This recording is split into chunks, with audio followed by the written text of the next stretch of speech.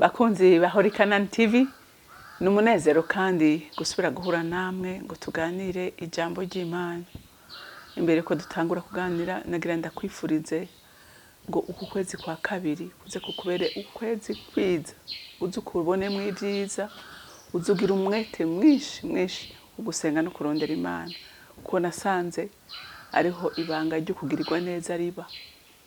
Nico nkwifuriza ugira inyota, ugira ishaka, nukuri Imana uzoyibona iguhindurira byinshi. Rero Imana yo mwijuru ibampezagirire. Imana data rugira byose uri mwijuru, nje imbere yawe muri iki gitondo cyiza, umunsi mushu turemeye, nzanye amashimwe yuzuye umutima wanje, ngushimira Mwami Imana kutuvyuye amahoro, kandi utuvyuye dufise inyota yo kugukorera n'ivy'igiciro kinini Imana. Nico gituma saba mwemuyera umufasha mwiza ngo abane n'abantu, ubane nanje kandi ubane n'abantu bawe, kugira ngo twese twumve kandi dutahure icyo ugomba kuganiriza imitima yacu. Ndagushimiye kandi ndakuninahaje, icubahiro cyose kibi cyawe mu izina rya Kristo Yesu senze nizeye kuvyumvise. Amen, amen. Rero ijambo Imana impaye kuganira namwe uyu munsi ni ijambo rivuga ngo hari ibintu bitatu biba ku muntu yubaha Uhoraho. Haleluya. Iyo wubaha Uhoraho, ibyo bintu bitatu birinda kukubako. Reka dusome ijambo ry'Imana mu Baroma igice cya 2 turasoma umurongo w'indwi. Abarondera ubwiza n'icubahiro no kudapfa bahora bakora ibyiza bihanganye, izobishura ubugingo budashira. Reka nsubiremo ngo barondera ubwiza n'icubahiro no kudapfa bahora bakora ibyiza bihanganye, izobishura ubugingo budashira. Murumva ibintu bitatu kandi umuntu wese yaremwe yogira inyota, kandi nibaza ko umuntu wese abyifuza, naho hari abo binanira gushikako, ndibaza ko umuntu wese abyifuza.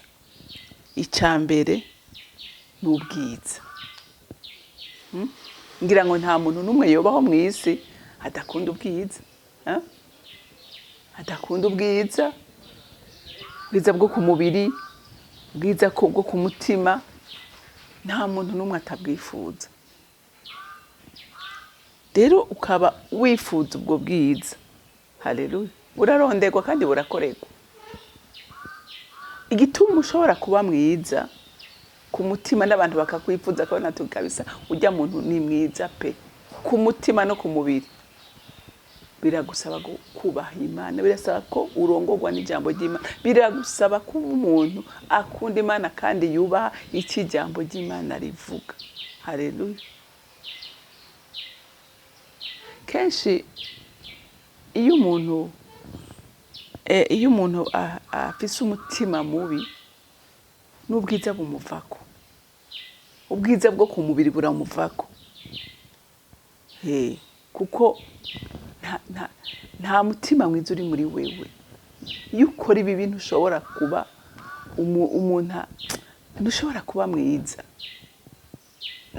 naho fizike uba uboneka ko umuntu asa neza, hari icyankire kikubako, kuko usanga abantu bakuvuma, abantu bakuvuga nabi, ugasanga hari ikijima kiza ku buzima bwawe. Rero umutima urumva n'ibindi, kuko nta cyiza kiba kidudubiza muri wewe. Rero ukaba ushaka ubwiza. Haleluya. Ukaba ushaka ubwiza no gukora ibyiza. Haleluya.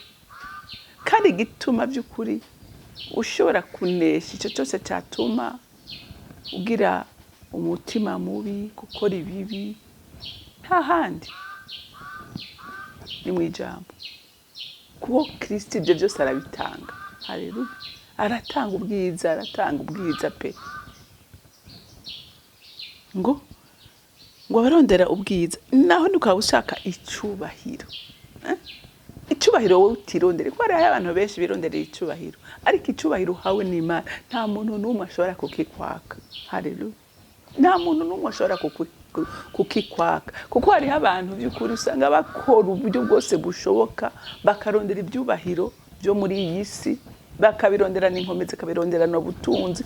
Ugasanga hari n'abantu mpora ndabibona, ugasanga umuntu ariko ararondera agatanga igiturire kugira ngo aronka akakazi, aronka iyi poste runaka. Ariko nagira ndakubwire ngo ibyo wowe ntacyo bimaze.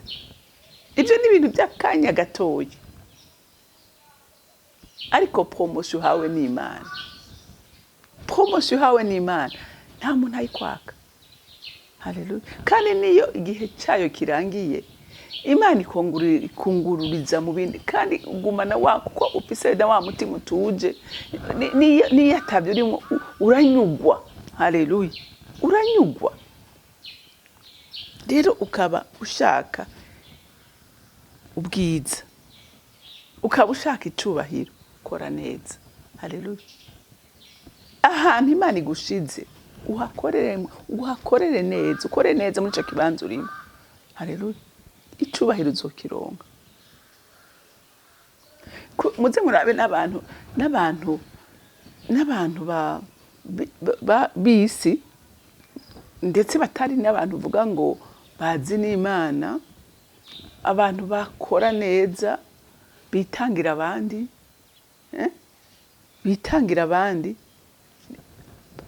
baragira impact, baragira influence mw'isi. Ugasanga n'abantu bafise icubahiro kubera iki? Kubera ibyo bakora babikorana umutima w'urukundo, bakora bashira inyungu z'abandi imbere, bumva bakeneye kurondera ivyiza binezereza abandi bantu. Abicubahiro barakigumana, niyo batakiriho ico cubahiro barakigumana. Umunsi turavuga intwari zazanye ama independence mu bihugu byacu, tuzivuga kubereka bari basi icubahiro, baritanze, bagira umutima wo kwitangira abandi, bataravye ibyabatirabye, ariko bariko baraba iki? Bariko baraba inyungu z'abandi. Rero ukaba ushaka by'ukuri icubahiro, gira umwete wo kwitangira abandi. Haleluya. Kandi n'ijambo ry'Imana murazi ko ritubwira neza mu mabwirizwa birakomeye Imana yadusigiye. Harimo irya kabiri rivuga ngo kunda mugenzi wawe ngo nkuko wikunda wewe nyene. Haleluya. Rero nibagira uwo mutima wo gukunda mugenzi wawe nkuko wikunda, nukuri icubahiro uteza kukironka, kuko ibyo bikora ku mutima w'Imana. Imana nayo ikagira iki? Imana ikaguhezagira. Haleluya. Haleluya. Imana ikaguhezagira. Ngo no kudapfa. Urumva? Abantu bakora ivyiza, abantu bakora ubugombe bw'Imana, nibo bazoraga ubugingo budashira. Haleluya.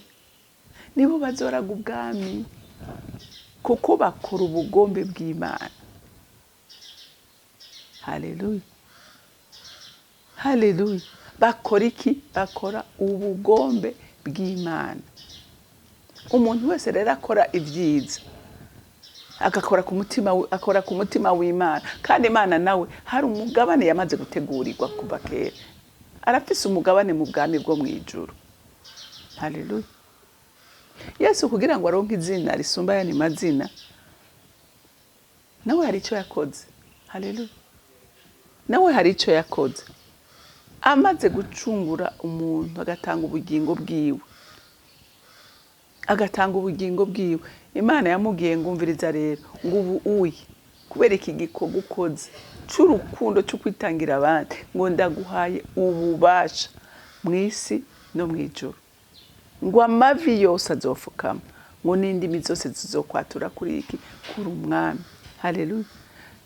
None urumva ko na Yesu kugira ngo aronke ico cubahiro, aronke ubwo bugingo, aronke ibyo vyose, hari icyo yabanje gukora.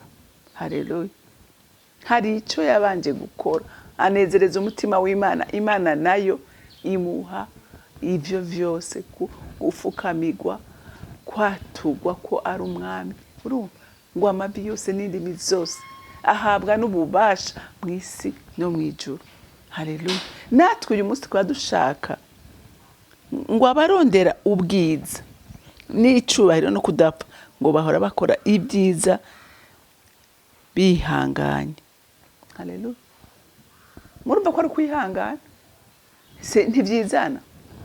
hari naho ushobora gukorera icyiza umuntu aje akakwitura inabi, ntibiguce intege. Haleluya, ntibiguce intege, kuko wowe urazi icyo ushaka, urazi aho ugomba kuva naho ugomba kugera, urabizi. Haleluya, kuko umwasi we burya Satani n'umugome araze ibituzanira ikimazi, arazi inyungu dushobora kuronka mu gukora ineza, arabizi. Rero ibisi yose azokwama gupresenta ibibi, akuzanira abantu babi akotedo iruhande yawe, kugira ngo akubuze gukora ibyiza bituma nawe uzoragwa ibi byiza. Haleluya, bizogushisha kuragwa ubugingo budashira. Ugira Yesu we yahuye na byinshi, ngira ngo murabizi, yahuye na byinshi. Abo yaraje gucungura, abamusasiye ibitenge n'amashami baririmba bavuga ngo Hoziyana, Hoziyana mwana wa Dawidi.